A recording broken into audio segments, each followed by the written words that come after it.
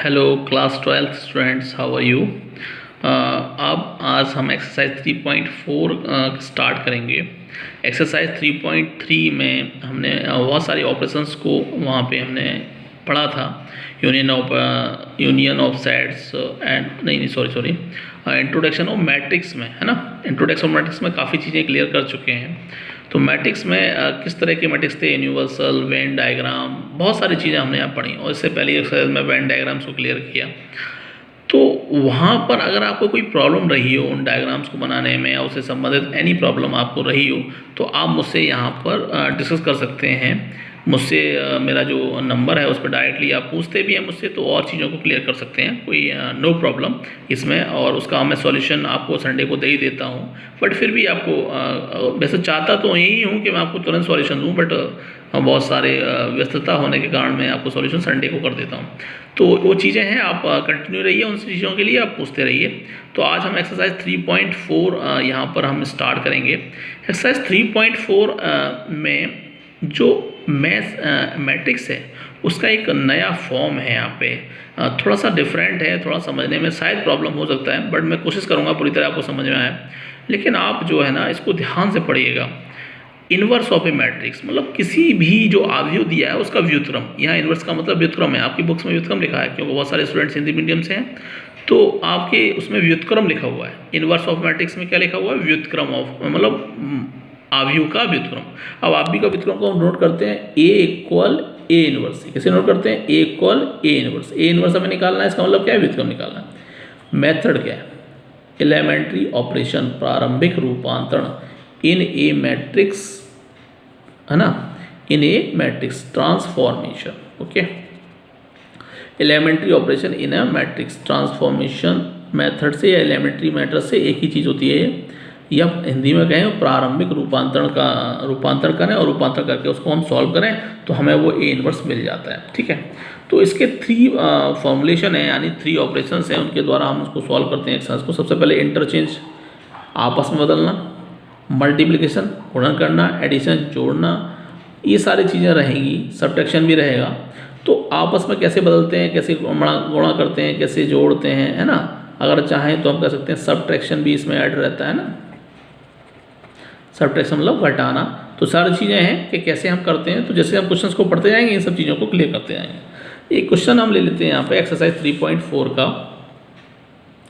एक ए दिया हुआ है, एक मैं आव्यूह दिया है 1 - 1 2 3, और आपसे कह दिया है कि बेटा आप इसका व्युत्क्रम आव्यूह निकालिए, ए इनवर्स फाइंड करिए। ए इनवर्स आपको फाइंड करना है। तो आप जानते हैं, अब इसको पहले समझ लीजिए, ये आप जानते हैं ये रो होती है, यानी पंक्ति होती है, और ये कॉलम होते हैं। पता है ना आपको रो क्या है और कॉलम क्या है, ये सब क्लियर है, आपको पहले से बता रखा है मैंने। तो कभी हम रो को, फर्स्ट रो को सेकंड रो में चेंज करेंगे, सेकंड रो को फर्स्ट रो में चेंज करेंगे, यानी ये आपस में बदलना, इंटरचेंज। पहला शब्द है हमारा इंटरचेंज, आपस में बदल सकते हैं। R1 की जगह R2 कर सकते हैं, R2 की जगह R1 कर सकते हैं, ये आपस में बदलना कहलाता है। क्लियर। और कभी हम R1 में 2 3 5 अपने अकॉर्डिंग, अपनी ज़रूरत के हिसाब से हम मल्टीप्लिकेशन भी कर सकते हैं, तो वो मल्टीप्लाई हो गया। अपनी ज़रूरत के हिसाब से हम आपस R1 और R2 को जोड़ भी सकते हैं, C1 और C2 को भी जोड़ सकते हैं और घटा सकते हैं, है ना। तो आपस में रोज़ और कॉलम्स को बदलना, उनका मल्टीप्लिकेशन करना, अपनी आवश्यकता अनुसार अलग से एक और मल्टीप्लाई करना और उनको घटाना, ये सब ये दिया हुआ है आपका इंटरचेंज, मल्टीप्लिकेशन, एडिशन, सब्ट्रैक्शन। बस यही मैं आपको बताना था कि इन सब चीज़ों का यूज़ करके हम व्युत्क्रम आव्यूह निकाल लेते हैं। ठीक है, तो ध्यान रखना, धीरे धीरे आप सब चीज़ें सीख जाएंगे। सबसे पहले हम देखते हैं कि we know that A equal to I है, ये फॉर्मुलेशन है, इसे आपको याद करना पड़ेगा। ये यहाँ ए आव्यूह हम ये वाला लिखेंगे, आई आइडेंटिटी मैट्रिक्स लिखेंगे, जितने ऑर्डर का ये आव्यूह हो उतना ही ऑर्डर का, यानी ये 2x2 का है तो यहाँ 2x2 का, और ए साथ में लेकर चलेंगे, है ना। ये हमारा ए इनवर्स को प्रूव करेगा, ए साथ में, इस तरह ए ही लिखेंगे, वहाँ ये नहीं लिखेंगे आप, ठीक है, ए ही लिखते रहेंगे। ओके, आई ए हमने नोट कर लिया, आई 1 0 0 1, हमने कहा ना आइडेंटिटी मैट्रिक्स लिखना है। आप कहेंगे सर कहाँ से आ गया, आपको पता है आइडेंटिटी मैट्रिक्स ये ऐसे ही होता है, और ये 2x2 का है तो ये भी 2x2 का है, ए वही जो मैंने बोला वही लिख दिया। अब हमारा स्टार्ट करना, हमारा एम क्या है, हम किस उद्देश्य की पूर्ति करने जा रहे हैं, क्योंकि हमें ए इनवर्स निकालना है। तो बस ये ध्यान रखना कि ये दिख रहा है आपको, ये तो ये चलता रहेगा, इसको छोड़ो। ये जो दिख रहा है ना, ये 1 0 0 1, इस ये सेम यहाँ आ जाना चाहिए, यहाँ कुछ भी आए, ऐसे कोई मतलब नहीं, क्योंकि जो हम ऑपरेशन लगाएंगे वो साइड्स में वर्क करेगा। ऐसा नहीं है सब एक ही साइड में, इधर ही हम काम कर रहे हैं, इधर भी करेगा इधर भी करेगा। फिर हम वो सब करके ये जो चीज़ है ना 1001 ये सेम इधर ले आएंगे और यहाँ कुछ भी हो जाएगा। जो कुछ भी यहाँ आ जाएगा और ये इधर आ जाएगा, जो भी कुछ यहाँ आएगा वही ए इनवर्स यानी व्युत्क्रम आव्यूह कहलाएगा। देखिए तो हम स्टार्ट करते हैं। R2 की जगह हमें पुट करना है R2 - 2R1, ज़रूरत के हिसाब से करते हैं बेटा। R1 में कितने का मल्टीप्लाई करना है? 2 में। R1 यही तो है, तो 2 1 जा 2, 2 1 जा 2, यहाँ 2 और -2 यहाँ लिखना नहीं है। उस 2 और -2 को किस में से माइनस करना है? R2 में से। R2 क्या है? ये रही। तो 2 में से 2 गया तो कितना बचा? 0। और लिखना कहाँ पे? ये कहेंगे सर हम कर तो रहे हैं, लिखें कहाँ पे? जहाँ पे ये नोटिफिकेशन होता है, ये फर्स्ट वाला, उसी जगह हम यहाँ पुट करते हैं। देख लीजिए, तो R2 जगह लिखना है, यानी 2 में से 2 गया, कितना बचा? 0। और यहाँ -2 किस में से गया? R2 में से। 3 में से -2 गया तो कितना आया? 5। यहाँ 0 और यहाँ 5 आने वाला वो सेम ही रहेगा। सेम यही प्रोसेस यहाँ पे देखिएगा। 1 -1 0 एंड 5 1 0 -2 एंड 1। ओके, ये हमारा आ गया। मैंने कहा था ना 0 5 आएगा, 0 5 आ गया, यहाँ 1 0 -2 एंड 1 वही प्रोसीजर करके आ गया। हम नेक्स्ट हमने एक चीज़ ले ली यहाँ पे, 1 यहाँ पे आ गया, 0 यहाँ पे आ गया, मतलब काफ़ी चीज़ें मिलने लगी हैं। ऑपरेट करना है R2। अब यहाँ देखना है, यहाँ पे 1 लाना है, यहाँ पे हमें कर लाना है। तो अगर हम इसमें 1/5 का मल्टीप्लाई कर दें तो आ नहीं जाएगा 1। तो हमने वही किया, इस R2 में हमने 1/5 का मल्टीप्लाई कर दिया। अगर हम 0 में करेंगे तो 0 ही रहने वाला है, और 5 में अगर 1/5 का मल्टीप्लाई करेंगे, देखिए 5 में अगर हम 1/5 का मल्टीप्लाई करेंगे तो 5 से 5 क्रॉस क्या आया? 1, यानी इस 5 की जगह क्या आने वाला है? 1। तो 5 की जगह 1 आ गया, 0 की जगह 0 हो गया, वो सेम है ऊपर वाला। वही प्रोसीजर यहाँ भी करेंगे। R2 में ही तो कर रहे हैं 1/5 का, -2 में अगर 1/5 का करेंगे तो -2/5, 1 में करेंगे तो 1/5। क्लियर? आसानी समझ में आ गया होगा ना। तो 1 आ गया, 0 आ गया यहाँ भी, यहाँ और हमें अभी 0 चाहिए ना। देखिए हम क्या करें, अगर हम R1 की जगह वही लिखें और इसमें ये ऐड कर दें तो 0 नहीं आएगा? आ जाएगा ना। तो ये कैसे करें? देखो जरा, R1 की जगह हमें नोट करना है R1 + R2। R1 की जगह क्या नोट करना है? R1 + R2। करिए जरा,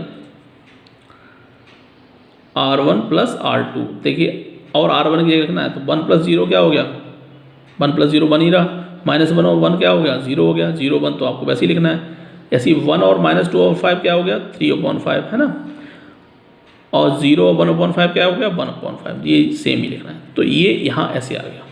तो आप देख रहे हैं कि ये आइडेंटिटी मैट्रिक्स की पोजीशन आ गई। जब तक आइडेंटिटी मैट्रिक्स की पोजीशन ना आए आप इसको स्टॉप नहीं करेंगे, ऑपरेशन चलते रहेंगे। तो हमारे यहाँ आइडेंटिटी मैट्रिक्स की प्रोसेस आ गई, हमने यहाँ स्टॉप कर दिया। स्टॉप करने के बाद ये इस तरफ जो मैट्रिक्स मिला वही हमारा ए इनवर्स कहलाएगा। क्या कहलाएगा? ए इनवर्स कहलाएगा। यही हमें ए इनवर्स को प्रूव करेगा। आप सर कहेंगे सर ये ए कहाँ चली गई? तो आप देख लीजिए, अगर मैं इस ए को इधर ले जाता हूँ, आपको पता है कि जब किसी चीज़ को हम इधर से इधर ले जाते हैं तो वो डिनोमीटर में जाती है, और डिनोमीटर से हम फिर ऊपर करते हैं तो वो ए इनवर्स बन जाती है ना। अगर हम यहाँ ये करना चाहें, ऐसे लिखना चाहें तो लिख लीजिए, कोई दिक्कत नहीं है। ये 1 0 0 1 और वो ए इधर आके ए इनवर्स बन जाएगी, तो सिर्फ ए ही तो रह जाएगा, ये वाला पार्ट यहाँ रह जाएगा, है ना। तो ए इनवर्स का इसमें, ये भी आइडेंटिटी मैट्रिक्स ए इनवर्स का इसमें मल्टीप्लाई करेंगे तो ए इनवर्स ही तो आएगा। इसका अगर मल्टीप्लिकेशन इसमें करेंगे तो ए इनवर्स आएगा, यानी यही तो बचा यहाँ पे। तो यही आपका ए इनवर्स है, यही आपका व्युत्क्रम आव्यूह है। तो बहुत आसान है, बस सीखना है, समझना है और ऑपरेशंस को अपनी तरीके से इस्तेमाल करना है। जरूरी नहीं, कुछ कुछ मेथड आपके हो सकते हैं। मैं ये नहीं कहता कि सारे ऑपरेशन मेरे अकॉर्डिंग लगें। आपको ऐसा लगता है कि आप उसको अपने ऑपरेशन सॉल्व कर सकते हैं तो कर भी। वैसे मेरा मानना है कि जो मेरे ऑपरेशंस हैं वही क्लियर हैं, उन्हीं से आप सॉल्व हो सकता है। ओके, एक और हम क्वेश्चन ले लेते हैं तो थोड़ा आसानी हो जाएगी। जैसे हमने ए ले लिया 2 1 1 1 है ना, वही प्रोसीजर ए आई ए 2 1 1 1 1 0 0 1 है ना, ये 1 है, यहाँ पर कर दिया ए, ये आ गया, वही सेम जैसे हम लिखते आए। अब आइडेंटिटी मैट्रिक्स हमें इधर बनाना है तो 1 तो मिला हुआ है, यहाँ ये करना है तो हम पहले इसको इसमें चेंज करना है, इसको इसमें चेंज करना है, मतलब R1 को R2 में इंटरचेंज वाला प्रोसेस लगा दें। देखिए जरा, R1 को R2 में और R2 को R1 में, तो 1 1 2 1 हो गया। वही जो 1 0 ऊपर था वो नीचे पहुँच गया, जो 0 1 नीचे था वो ऊपर पहुँच गया ए। अब हमने क्या किया, तो 1 अपनी जगह आ चुका है ना। R2 में से 2 R1 में, समझो R1 में 2 का मल्टीप्लाई करें, R1 में कितने का मल्टीप्लाई करें? 2, R1 क्या है ये, तो 2 बन जाए 2 2 2 2 आ जाएगा। उस 2 को R2 से माइनस करते हैं, तो 2 में से 2 गया 0 और लिखें कहाँ पे, R2 की जगह, ठीक है। यहाँ -1 आ गया है ना, 1 में से अगर 2 जाएगा तो -1 बचेगा। वही प्रोसेस मैंने जो इधर किया वही इधर सेम। अब हम क्या करें, ये माइनस हटाना है आपको, 1 1 1 आ चुका है, ये माइनस हटाना। -1 में अगर इसमें अगर माइनस का मल्टीप्लाई साथ में कर दें तो हट जाएगा ना, तो 0 में करेंगे तो 0 रहेगा। -1 में अगर माइनस का मल्टीप्लाई करेंगे तो 1 हो जाएगा। कितना हो जाएगा, 1। देखिए R2 -R2, R2 में माइनस का मल्टीप्लाई कर दिया, यहाँ भी करना पड़ेगा, तो -1 हो जाएगा, ये प्लस हो जाएगा, क्योंकि जब माइनस का मल्टीप्लाई करते हैं तो पॉजिटिव नेगेटिव और नेगेटिव पॉजिटिव हो जाते हैं। तो R1 -R2 1 0 0 1 1 -1 and 2 A, okay. इस तरह यहाँ तक आ गया। तो R1 में से हमने R2 माइनस कर दिया, तो ये प्रोसेस मिल गया, दोनों तरफ करने पर, यानी सेम मिल गया। आइडेंटिटी मैट्रिक्स यहाँ क्लियर हो गया, यानी 1 0 0 अगर हमने वो कर लिया, उसके बाद हमने प्लस पॉजिटिव कर दिया, पॉजिटिव को नेगेटिव कर दिया, लेकिन R1 की जगह अभी भी पूरा नहीं मिला था, तो हमने R1 की जगह क्या लिखें, R1 -R2। R1 में से क्या माइनस कर दें, R2 माइनस कर दें, करिए। R1 में से अगर R2 जाता है तो देखिए R1 क्या है 1 1 और R2 क्या है 0 1, दिख रहा है ना आपको। यहाँ R1 ये है और R2 है। अगर R1 में से R2 माइनस करना है तो 1 में से 0 गया 1, 1 में से बन गया 0 और जो सेम लिख दिया, वही 0 में से R1 में से R2 माइनस करना है ना, तो 0 में से माइनस बन गया तो क्या हो जाएगा, देखिए यार मैं करके दिखाता हूँ आपको। 0 में से -1 गया, मतलब उसे सब्ट्रैक्ट हो गया, तो 0 + 1 यानी 1, कितना आया 1, देखिए। और 1 में से 2 गया तो कितना बचा -1, और ये जो नीचे सेम लिखना है, ये साथ चल रहा है। तो हमारा देखिए हमारा आइडेंटिटी मैट्रिक्स यहाँ आ गया, आइडेंटिटी मैट्रिक्स आ गया तो ये हमारा क्या हो गया, तो व्युत्क्रम निकल आया। तो वही मैंने अभी आपको समझाया था, एक बार फिर दोबारा समझा देता हूँ। यहाँ ये आपका ये प्रोसीजर है, यहाँ से ध्यान रखिए, 1 0 0 1 है ना, और इस A को इधर ले आए तो वो किस में बदल जाएगी, A इनवर्स में, ये आपको पता है। तो उधर क्या बचा 1 -1 एंड 2 है ना। अब यहाँ ये आइडेंटिटी मैट्रिक्स का किसी में मल्टीप्लाई करते हैं तो वो A इनवर्स ही रहता है, तो A इनवर्स रहता है तो 1 -1 एंड 2, ये देखिए ये आ गया ना। तो ये हमारा A इनवर्स यहाँ पे हमारा क्लियर हो गया। तो इस तरह के क्वेश्चंस हैं, ये 2x2 ऑर्डर के, मैंने 2 क्वेश्चंस आपको जो आज बताए वो 2x2 ऑर्डर के थे। बहुत सारे क्वेश्चन है शायद में 2x2 ऑर्डर के, तो जितने भी 2x2 ऑर्डर के क्वेश्चंस हैं आप उनको सॉल्व कर लो, है ना।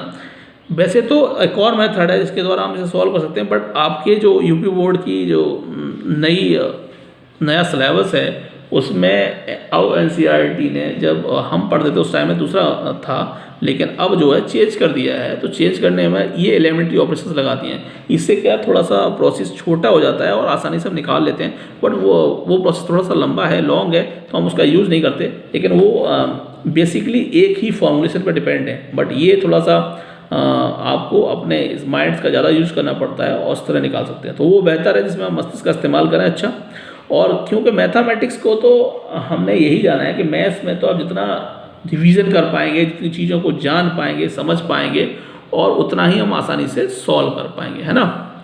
तो ये इसका आपका काम है कि ये जितने भी 2x2 ऑर्डर के क्वेश्चंस हैं इस एक्सरसाइज में, बहुत सारे क्वेश्चन आप देख लेना उठा के, आपके पास अवेलेबल होगी, नहीं अवेलेबल है तो अवेलेबल है, कुछ बच्चों के साथ उन्होंने मुझे शेयर किया हुआ था, तो वो आप जो है कर सकते हैं। इसके बाद आपके 3x3 में करिए आप 3x3 के भी, बट 3x3 के जब मैं नेक्स्ट आपको वीडियो लेक्चर दूंगा उसमें 3x3 के मैं दोबारा बताऊंगा, जिससे कहीं आपको जो प्रॉब्लम क्रिएट हो रहा होगा वो क्लियर हो जाएगा। बच्चों एक चीज़ और मैं आपसे कहना चाहूँगा कि आप जो है ना वीडियोस को पूरी तरह सुनिए, समझिए, क्योंकि हमारे स्कूल के टीचर्स हैं वो भी मतलब काफ़ी लेबर कर रहे हैं इन सब चीज़ों को पहुँचाने के लिए। तो वो आप जब वो लेबर कर रहे हैं तो उसका फ़ायदा तो कुछ होना चाहिए ना, और आप अगर पढ़ेंगे समझेंगे तो उस चीज़ को हम समझ पाएंगे कि आप पढ़ रहे हैं या समझ रहे हैं, तो वो हमारे लिए भी बेहतर होगा और आपके लिए बेहतर होगा। तो इन सब चीज़ों को समझने के लिए आपको अपना जो एक्सरसाइज है उसे आप नोटबुक पर नोट करते रहिए। बहुत सारे स्टूडेंट्स के प्रश्न होते हैं, सर हम इसे नोटबुक पर नोट करें या नहीं करें, क्यों नहीं, वाई नॉट। तो आप ये काम आसानी से कर सकते हैं, क्योंकि जब स्कूल्स ओपन होंगे तो हमें भी आपको समझाने में प्रॉब्लम नहीं होगी, वो चीज़ें आप पहले से ही समझ चुके होंगे, तो वो सिलेबस जो है जल्दी हमारा कंप्लीट हो पाएगा और आसानी से हम चीज़ों को समझ पाएंगे। ओके, तो आप ये काम कर लीजिए। ओके, आज के लिए इतना ही। Have a nice day.